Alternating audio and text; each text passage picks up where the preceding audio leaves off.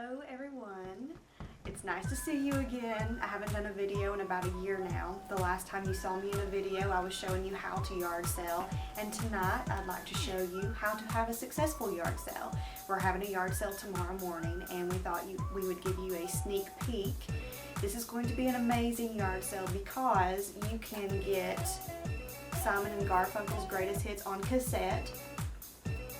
And if that's not something that you're interested in, we also have this. We don't know what this is, but it's a bird with a really long tail feather, and it's heavy, and someone will want it. And so you should probably be jealous right now that you don't have this. I'm sorry.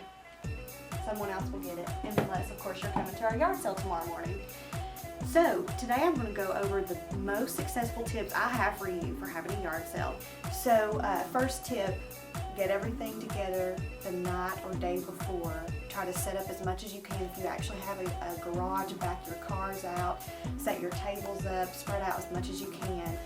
You want to put items that are alike together. It just makes things easier on your customers, and if somebody comes up to you and says, do you have any fingernail polish, then I can point over to the area that has makeup and things like that.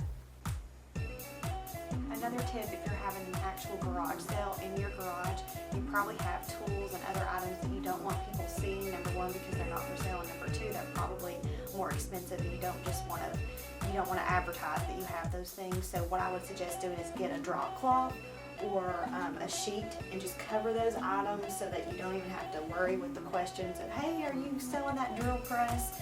And then I have to say, I don't know what a drill press is, but I don't think we're selling it. Don't even fool with it. Don't waste time pricing everything. That's one of the most overwhelming things that people say, I'm not going to have a yard sale, it takes too much time.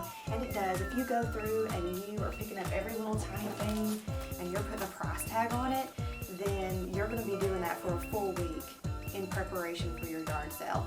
And so what I say is, unless it's a big ticket item that you want to get a specific price out of, you don't want people bartering with you, then go ahead and put a price tag on it. Otherwise, I say don't price anything. But if this has a $5 sticker on it, someone's going to come up to you and say, will you take $3 for this? Because they already know what you're going to ask. And so they figure out in their mind what would be a better deal, and they're going to come to you with that offer. And you may want to give it to them for $3, but earlier in the day you don't want to mess with. The most important thing about having a yard sale is having good signage. I mentioned this in my video from last year when we were going to yard sales. I'm like, people, come on, have some good signs. Because if you don't have good signs, people can't find your yard sale, and they're going to go to the neighborhood sale that they keep seeing signs for, and you're going to get completely passed over. So make your signs the night before or the week prior, whatever, leading up to it. Make good signs, bright neon colors, good arrows, tell the date, because some people leave yard sale signs up for weeks and people are just going to ignore them if they don't have the date on them. What we have done this time is just advertise on Craigslist. And so I put an ad in today on Friday, and then I'm going to have my husband put an ad in tomorrow morning under his Craigslist account. We shared it on Facebook and just word of mouth, and plus your signs that you're putting on the main street. I feel like a lot of people look at Craigslist nowadays, and a lot of the websites that I mentioned to you in my video from last year, they actually pull the information from Craigslist. They're not pulling it from the newspaper ads or the newspaper website. So I think Craigslist is the best way. If you have a large item that you don't necessarily want to haul outside the house, especially if it's upstairs, but you do want to try to sell it, make an ad.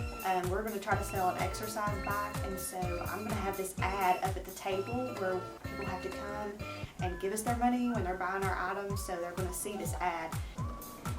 Some other items that you can get together for your yard sale that will make things go a lot more smoothly. Have a calculator, and it's nice to have a second person.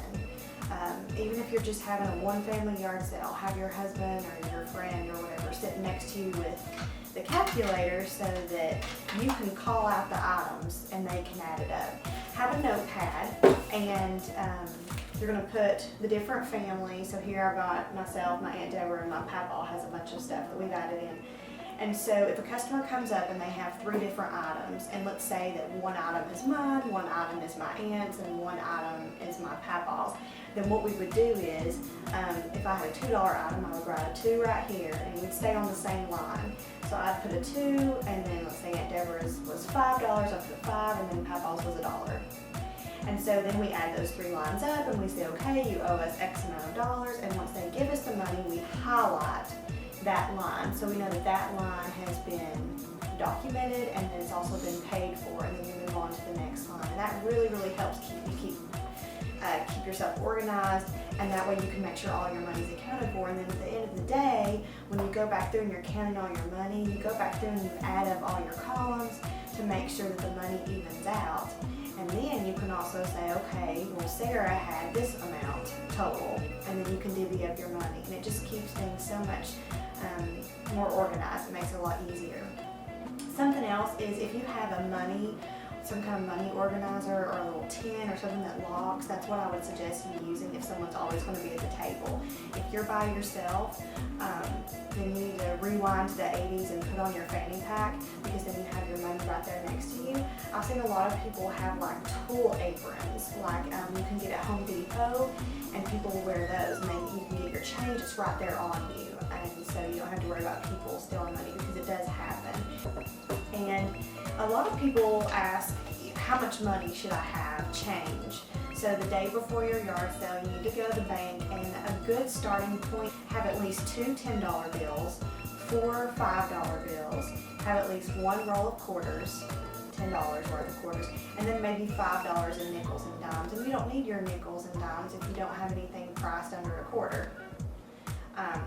So just keep that in mind. But that's nice to have. And if you do come in with change, which you should, make sure you make a note of that on your notepad. So after the yard sale is complete and you decide to end for the day, you will probably have some items left over. And what I'd like to encourage you to do is not to take all of this back into your house. What I would suggest to you is to find somewhere local to donate. I would encourage you to try to find a local church. Maybe there's a family in need. We recently had a tornado come through in a town, just a couple towns from where we're at, and it was just crazy, and people lost their home, they lost everything. And so I would encourage you to find someone who needs things and pass that on to them.